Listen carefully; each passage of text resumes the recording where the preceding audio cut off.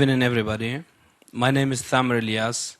I would like to introduce myself simply as a Yazidi activist. Back in the 3rd of August, when the crisis started and happened, everybody had to do something, and everybody saw what's happening, especially the Yazidis. And we, as students and as activists, I even worked before that as a volunteer, but then I had to focus on my own people. We started to working with children, we started working with many other people who are in need. I never differentiated between any religion or any ethnics or any race, because the IDPs, the internally displaced people, were from different religions. So I tried, and I'm still trying to help whoever I can.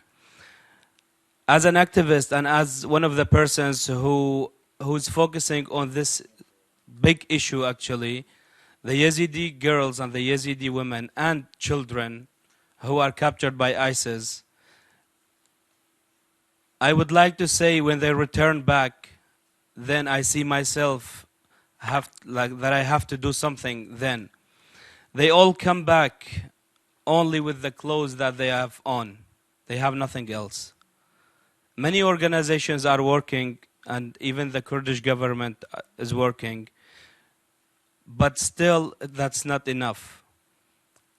Can you imagine a girl being abused and being raped for months and months, and she comes home, she sees no family, and then she remembers that most of them were killed because they could hear the shooting when they were separated from the men when ISIS captured their area.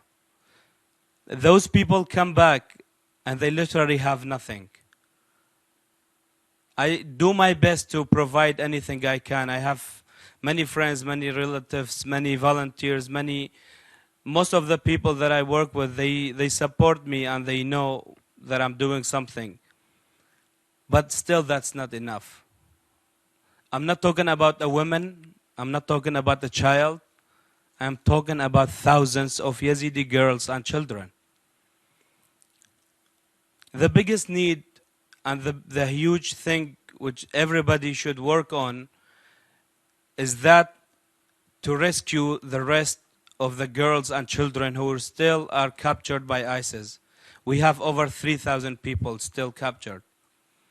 As UN Women for Peace, as the biggest organization working in all the world, I am asking you to try to do something to rescue the rest of the girls who are still captured by ISIS. That's as a first step. The second step is the girls who are freed or who are rescued, they need support. They need psychosocial support. I see them whenever they come back. My friends and whoever knows about that, they call me, and we try to support them or try to give them anything. But that support is never enough. It is not about some money. It is not about some food. Psychosocial support is needed for those women. The Yazidi community has welcomed them in a very beautiful way. Whenever any girl or any child, whoever was used to be captured by ISIS, they return back, they are more than welcome in the community. The Yazidi religious leader, Baba Sheikh, announced and said it very clearly that those people who, when they come back, we should treat them like angels, and they are holy people, and no one have to do or have to say anything to them in any possible way. The need is big. The need is huge.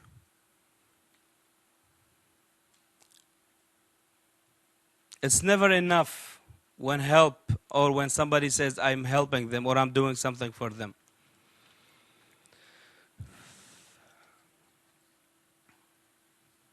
Many of those girls, when they return back, They just see nobody. And I can give you a simple example, like Bazi is here. She never believed there will be anyone left from her family because she was separated from her family and her brothers.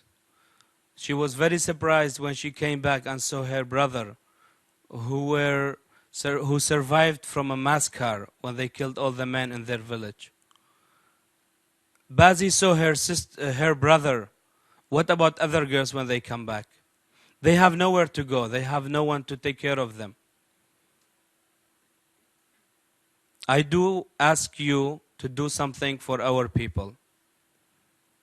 When those girls come back, we need to focus on how to treat them because they are all living in a trauma. Their families, the families of those girls and also of the girls who are still captured, they all live in a trauma. They all need psychosocial support. They need to be psychologically treated because they have missing their daughters. Many children and many women have seen their sons and their husbands being killed in front of them. It's never enough how much ever I can say. I appreciate your listening. Thank you all. And now I'd like to introduce to you my friends Hazem Faraj and Alex Ryan, who are working currently on a documentary called The Extreme Good. Thank you so much.